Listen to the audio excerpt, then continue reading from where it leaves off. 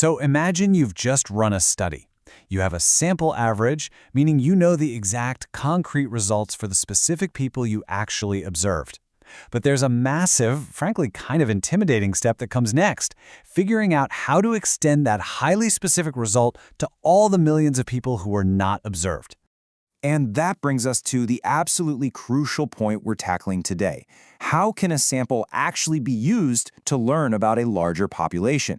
We need a highly practical mental model to bridge the gap between the data we physically hold in our hands and the vast, unobserved population we care about. In this explainer, we're going to build out exactly that, a practical mental model for statistical inference. Think of it as the mathematical engine that allows us to safely make that leap from the known right into the unknown. Our agenda here is straightforward. First, we'll nail down the central idea. Then, we'll walk through the main process step by step.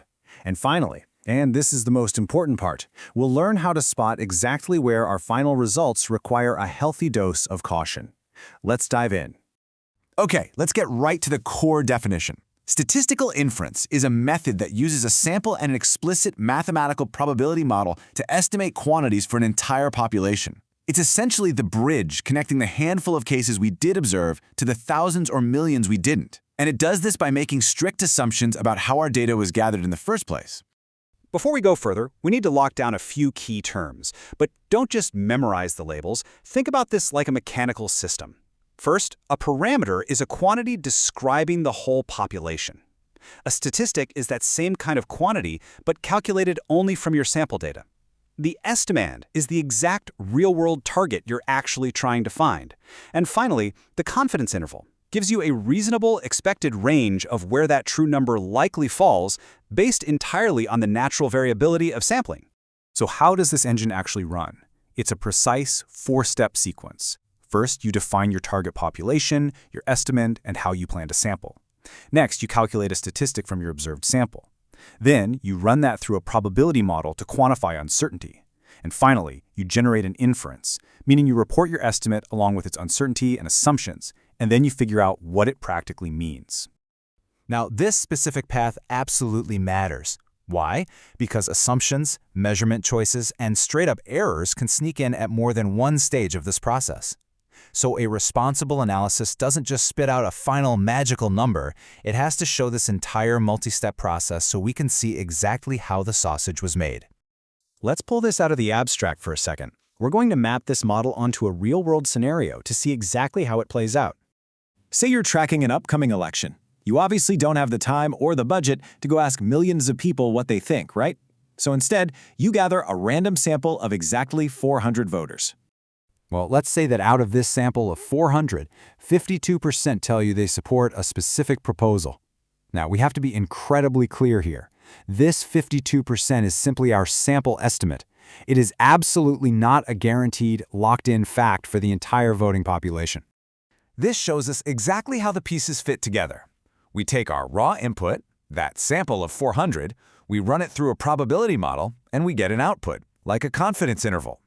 That interval tells us the expected wiggle room of our sample. But listen to me carefully on this. A fancy math formula cannot repair a fundamentally biased sample. The conceptual path is exactly the same whether you survey 400 voters or 4 million records. So, when do you actually use this in the real world? You use inference when your question is about a population beyond your observed data, and, this is key, only when your study design actually supports making that leap. A great rule of thumb is to match your method to three things: your specific question, the data you actually have, and the real-world cost of making an error. Never just pick a technique because it sounds sophisticated. Now, we really need to clear up a dangerous misconception. People often think that a massively large sample just magically eliminates all uncertainty or bias. No way. A much more accurate view is this. Larger samples do reduce random sampling error, but systematic selection and measurement problems, those can absolutely remain. A terribly designed sample of 1 million people is still just a terrible sample. Which brings us to a hard boundary. Inference is only as credible as the sampling, the measurement, the model assumptions, and the stability of your target population. Now, that doesn't mean the tool is useless. It just defines the strict conditions under which a result actually deserves your trust, versus when you need to step back and demand more evidence or apply a little human judgment. All right, let's bring it all together and lock in these core takeaways: the what, the how, and the when. First, the what. Statistical inference is a tool that uses a sample and an explicit probability model to estimate population quantities, quantify uncertainty, and test claims beyond what we've actually observed. Next, the how. It moves systematically through 4 distinct stages.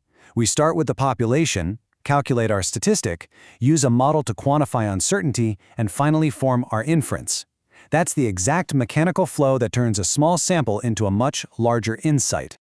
And finally, the when. Use inference when you're asking questions about an unobserved population, provided your data collection actually supports that extension. Always keep that boundary in view. Remember, at the end of the day, this mathematical process still fundamentally requires human judgment and sound baseline assumptions to actually be credible. And that's the core of it: what statistical inference is, exactly how it works, and why it matters so much to get it right. So, I'll leave you with a question to chew on. The next time you see a flashy headline throwing around a statistic that claims to represent an entire population, what hidden assumptions are you going to look for first?